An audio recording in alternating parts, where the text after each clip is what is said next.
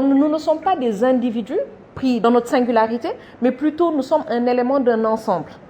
En règle générale, dans la culture Wolof, on fait beaucoup attention aux autres. Et rien que le sentiment, on le dit en Wolof, de jeter l'opprobre sur sa famille, en Wolof, tek gatché, comme on dit, c'est cette notion de gatché-là peut régir toute une vie. On se comporte de sorte à ne pas pouvoir jeter l'opprobre sur sa famille, sur sa communauté et sur les tiens, en règle générale. D'avoir les moyens de notre dignité. C'est ce qu'on appelle...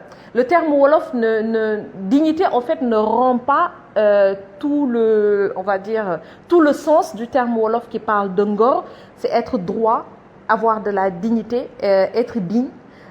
Et avoir les moyens de sa dignité, que ce soit par rapport au travail, que ce soit de la manière dont on éduque les siens, de la manière dont on se comporte en communauté, ce genre de choses, qui sont des choses fortes.